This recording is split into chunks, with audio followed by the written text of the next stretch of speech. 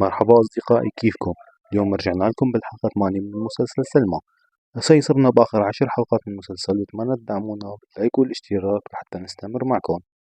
بلش أحداث الحلقة لما جلال ولاده بيكونوا ضامنين بعضهم يبوسوا بعضهم. هنم ما مصدقين هذا الشي.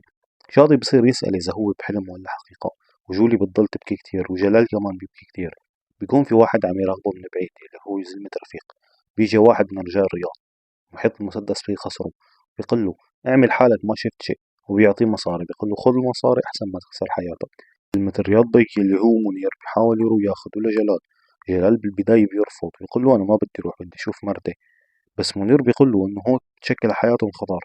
فهون بيقرر جلال إنه بيروح وبيترك ولاده وبيوعدهم إنه راح يرجع. بتصير جولي تبكي. منير هون بدق لرياض بيك وبيقول له إنه والله جلال التقى بولاده، وإنه يلي خايفين منه صار. سريا المشهى بتكون العيلة كلها مجتمعة وعم بيتناقشوا موضوع شوفة جلال لولاده. هويدا هون بتعصب كتير وبتصير تقلن هلا ذكر ولاده ومرته بعد ما تجوز وصار عنده ولاد. جولي هون بتسمعه وبتصير تقلن بابا صار عنده ولاد.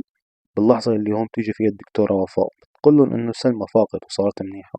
جولي بتطلب منها إنها تروح تشوف أمها، فبتاخدها لعندها. بتروح بس شافتها جولي لأمها بتركض لعندها بتحضنها. طبعا جولي كل وقت بتكون عم تبكي، أمها بتحاول تسكتها وتضحكها. جولي بتقلها أنا مو كرمال هذا السبب عم أبكي. هون الدكتورة وفاء بتحاول تسكتها وتقلها إنه امشي نروح من هون يا جولي. جولي بتسكت وبتروح مع الدكتورة وفاء بعد ما تكون راضيتها أمها. جولي وهي طالعة بتكون عم تبكي وتسأل أمها، تقلها أنت رح تجيب أولاد تانيين؟ طبعا بعد ما تكون شافت الخاتم بإيد أمها. نديم وهيفا بيروحوا على البيت. هلا بفوتوا بيلاقوا جلال جوا، بيسألوه كيف فتت؟ بيقولن أخذت المفتاح وأنا طالع. بصير يبرر ويحكوا لهم عن شعوره بشوفة ولاده امبارح. هون نديم بصير يبهدلوا بيعاتبوا بيحملوا مسؤولية كل شيء. بتيجي هيفا بتبهدله بتقله إذا فيك ذوق امشي. بيجي بيقلها ما تتدخلي نحن عيلة. بتقوم بتشرشحه بتقول له أنا يلي من هالعيلة مو أنت، أنا بعرف ولادك شو بيحبوا وشو بيكرهوا وشو بياكلوا مو أنت. هدول مثل ولادي. هون بتخبروا إنه سلمى بين الحياة والموت. بيقولوا له إنه ممكن ما تضاين سلمى لأنه ميرنا هي الوحيدة اللي فيها تتبرع وهي مختفية. هون جلال بيدق لرياض بيك من جهاز هيفا وبيطلب منه لا يعرف وين ميرنا. فرياض بصير يبهدله وبيسكر الخط بوشه بيقول له أنا ما إلي علاقة فيك.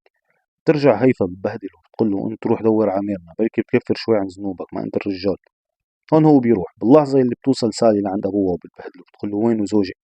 فميرنا بتصير تدق على باب غرفتها بتطلع سالي بتفكر إنه جلال يلي محبوس. بتخلي أبوها غصبا عنه يفتح الباب.